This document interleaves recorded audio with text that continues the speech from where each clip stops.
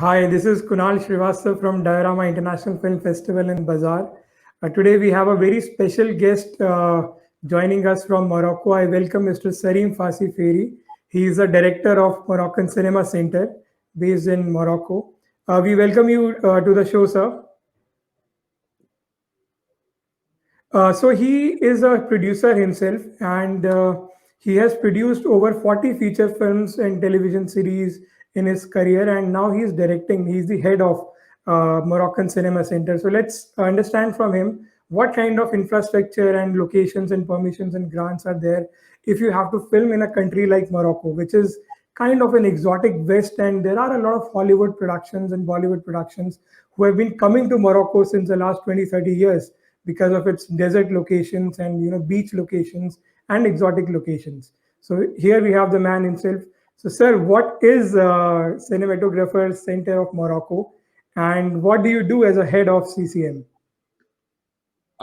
CCM is let's say the promotion and regulatory agency regarding all the film business, distribution, theaters, productions, and also funding. We fund film productions, we fund film festivals, and we fund theaters. So this is a quite old house, I would say, starting in 1944, and we are 156 person working there. So CCM, as I said, is not only regulation, but also promoting the country as film locations. We promote the country in Cannes Film Festival, in Berlin Film Festival, sometimes in Los Angeles, and in other places when we think it is good to do it. So that's mainly our goals and missions. Now talking about Morocco as location, this starts 1 century ago. The first foreign feature films that we hosted was in 1919, so it's 101 year ago. And since then, it never stopped. Since then, we had a lot of shooting during the first half of the past century, but also since the last 50 years. I mean, a lot of blockbusters and television series up to now. I mean, last year we shot a complete season of Homeland, for example. We had some episodes of Game of Thrones, talking about few. And yes, this country become a main location for everything between the Atlantic Ocean, the eastern part of the Atlantic Ocean, which is Morocco, and Afghanistan. And everything in between can be shot in Morocco. I mean, Arabic Desert, but not only. It could be Tibet also. We shot Kundun 25 years ago with Martin Scorsese, and the whole film was shot in Morocco, including the Himalaya and Tibet. That was in Morocco too. Maybe you remember a film with Michael Caine and Sean Connery called The Man Who Would Be King. And the whole part of the film in the mountains was shot in Morocco at that time.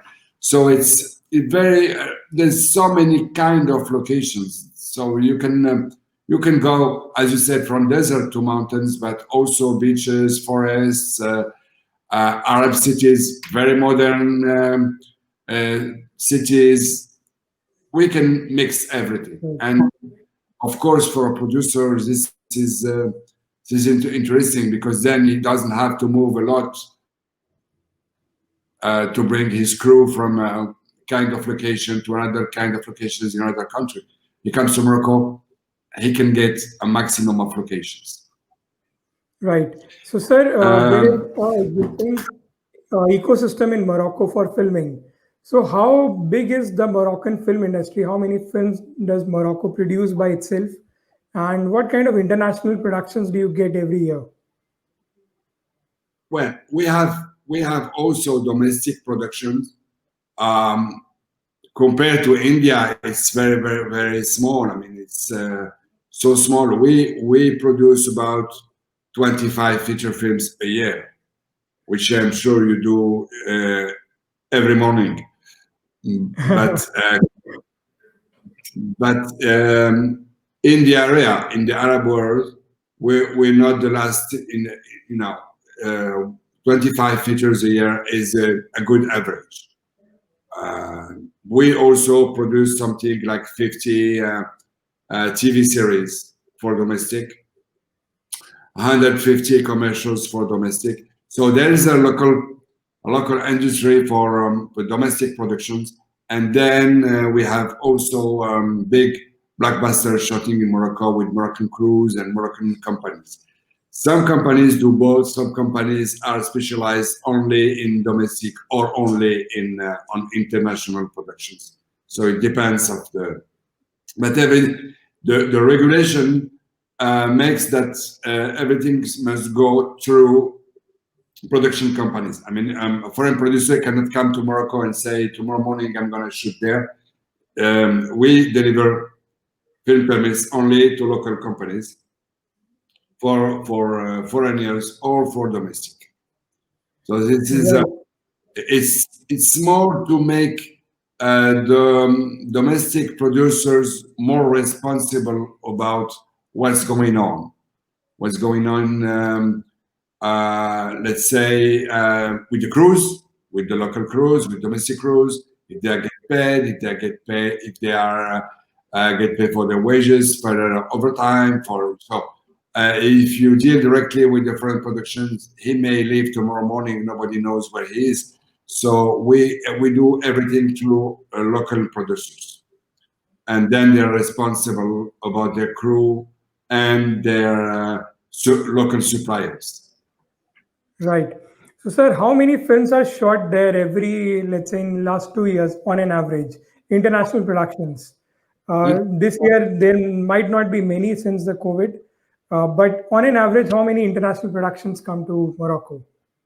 uh, Between television and feature films, our average is around 30.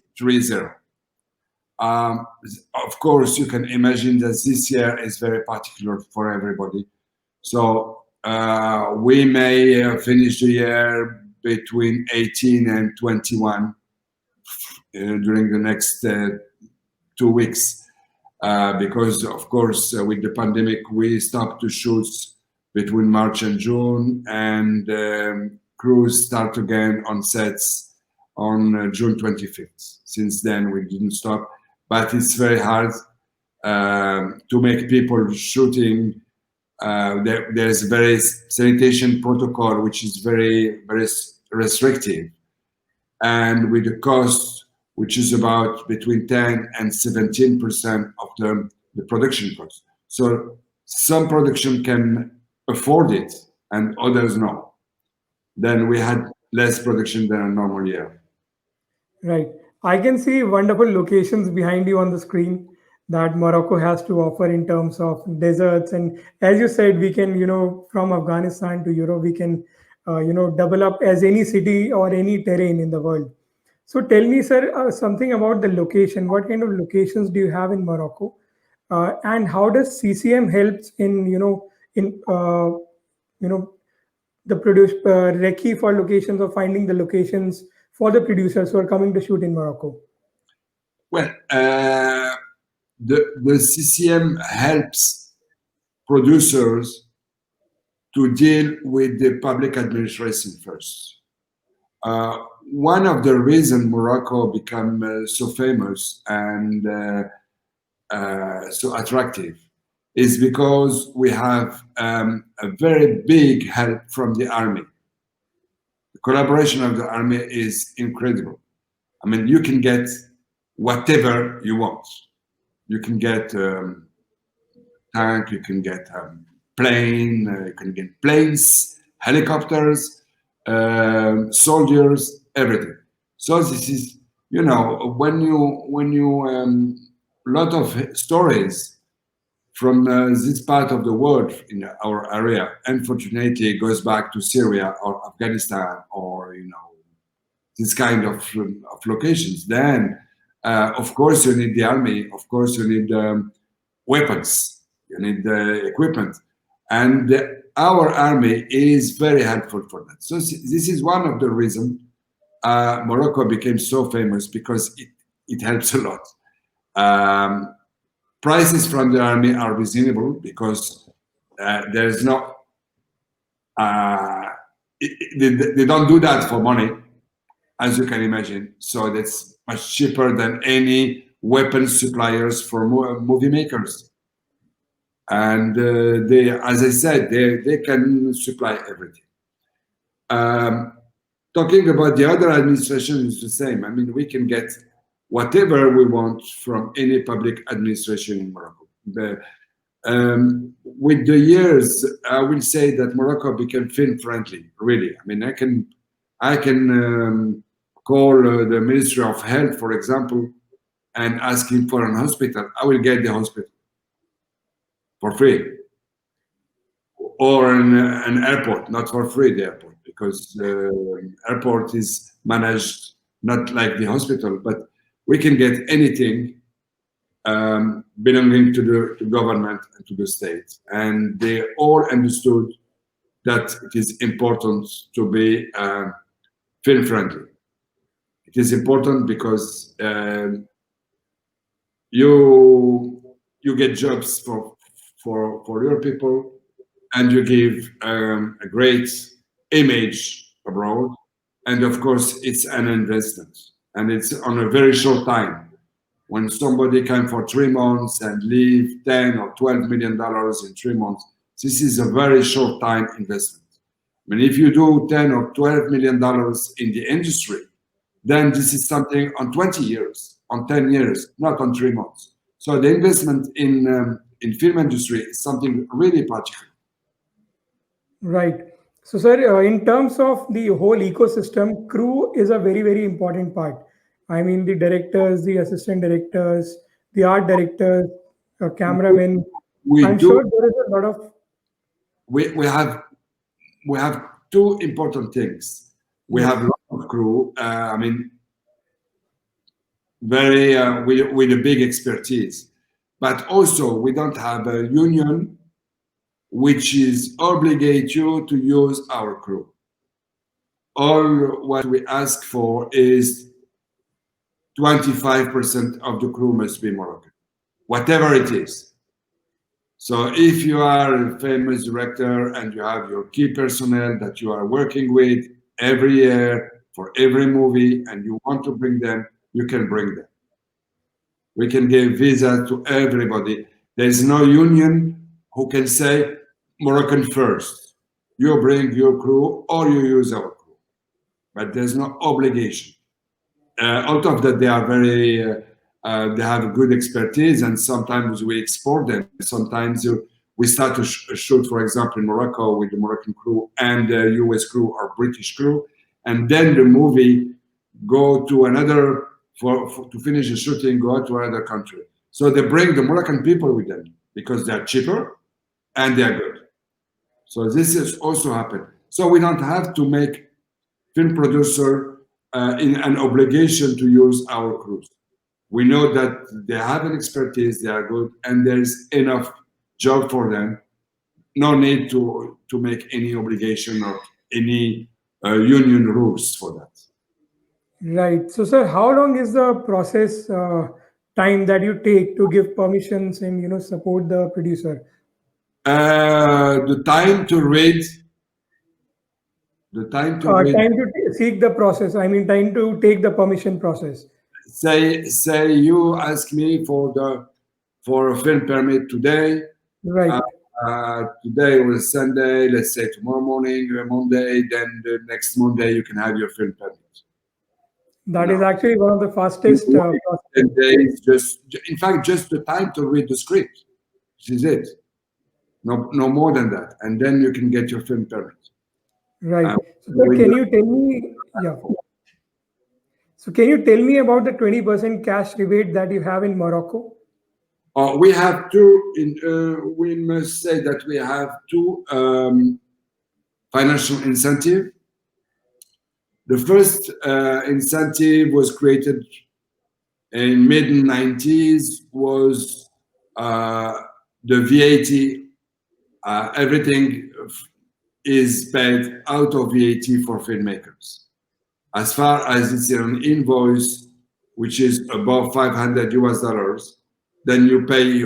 We give you a paper with the tax departments, and then your suppliers, whatever it is, you just give them a copy of this paper, and they will bill you out of VAT. So in other countries, with the VAT, you have to make a big file and ask to get back your VAT at the end of the shoot. So you pay the VAT every day, every week, and then at the end you have a big file, and you can ask to get reimbursed for your VAT. With the experience of other countries, what we decide is for filmmakers not to pay VAT from the beginning. So you just get this paper and you pay all your bills out of VAT, which is 20%. Since 2018, we have a cash rebate, which is 20% of the investment paid in Morocco. We give you back 20% within 6 months after you presented all your documents and accountancy documents. So this 20% is on almost all the expenses paid by bank. I mean, we don't give back 20% on extras or workers because they are usually paid cash. So there's no way to control it. But everything goes through the bank is reimbursed on 20%. It's capped to $1.8 million, which means this is good for productions who invest around 10 million US dollars. They get back 20. And why it's 1.8? Because the eligible expenses cannot go above 90% of the whole investment, because of course you can imagine that you have also some cash expenses. So it's 90% of the whole investment, which is reimbursed at 20%, which is 8. This is we have 10 million US dollars every year to for this kind of cash rebate, which is good. I mean, it's enough to reimburse everybody compared to what we do. We do generally. 2019, we did 79 million or 80 million US dollars only with foreign productions. Again, compared to the size of our country, it's a good number. Right. So, sir, cash rebate is there in addition to the VAT rebate? The cash rebate is in addition of the VAT refund, Right. but it's exclusive to foreign producers. We have a funding for the national productions, which is different, and the cash rebate is the goal of the cash rebate is to push people to the investment and to create jobs. The goal of the local funding is the Moroccan culture. It's two different things. Right. So on every $100 spent, producer get $20 as a cashback from Morocco, and then he saves on the VAT amount also. So that's a pretty good deal for an international producer. I think so, but we can mix both. If it's a co-production, we can mix both, local and international. Right. As far as if it's a production with a country with whom we have a co-production treaty, official co-production treaty, we can mix local and international funding. Right. So, sir, how do you compare Morocco with countries like Jordan and Egypt, who have more or less the same desert locations, and they also have cash rebates and subsidies? So, what makes Morocco the filming destination? Well, the first thing is that we are just 3 hours away from Paris or London. We are 35 minutes by boat to Spain, so we are almost in Europe. So sometimes this is, you need that. I mean, going to Jordan or Cairo is, from a European point of view, is far. We have our history. I mean, as I said, it's 1 century now that we are doing that. Jordan is doing well. Egypt is doing well. I'm not sure there is any kind of financial incentive in Egypt, but I know that Jordan for the last years are doing very well. I mean, they start filming in Jordan as they do now, I would say, during the last 10 years, and they are doing very well. But I don't, um, let's say, I will not consider the other countries as competitors. We are more friends than competitors, maybe because they have some particularity that we cannot provide, and we have our particular. For example, if you go to Jordan or Egypt, this kind of locations with the mountains, you will never find them. Or snow on the mountains. In Egypt, you have the pyramids. So all the locations are not the same in our countries. That's why I don't consider them like competitors, but like friends. Right. So, sir, since it's a live conversation, I have two questions coming in from people who are watching this. So, my first question is from Hartmut Leosch from Frankfurt. He asked, do you have desert locations connected with the cities where large crews can be accommodated? Is it the case? Because deserts can be, I think, far away from the cities and the ecosystem cannot reach where it should be. So, how do you see this? Well, the desert locations, the most famous desert locations, are very, very well equipped with hotels. I mean, we never had this kind of problems, either in around Ouarzazate, where, I mean, we can supply around Ouarzazate, even if, with the tourism. Only for filmmakers, we can supply between 500 and 1,000 beds with top-notch hotels. I mean, not just talking about international standards. Same in Erfoud, which is there where there's the most famous sand dunes in Merzouga, and now since 10, 15 years, a lot of hotels are in the sand dunes. I mean, they used to be in town about 30 minutes drive. Now, just in front of the sand dunes, you have enough hotels to accommodate all the film crews. So it's not really a problem. Sir, I saw one of the songs of Indian Bollywood film of Shah Rukh Khan was shot in Merzouga, and it was world famous, and it got millions of views in India. And now I'm sure it's a very, very beautiful location. So, sir, I have a second question coming in from Mohit Sarut. He's a director. So he asked, whom should I contact if I want to shoot in Morocco? How do I find the right people in Morocco? Well, the first contact can be with the CCM, and the CCM then will give you a list of producer. We don't produce directly. We are regulators, so we don't produce. But we can give you list of producer who may be interested to co-produce or to be a line producer for you and help you to shoot in Morocco.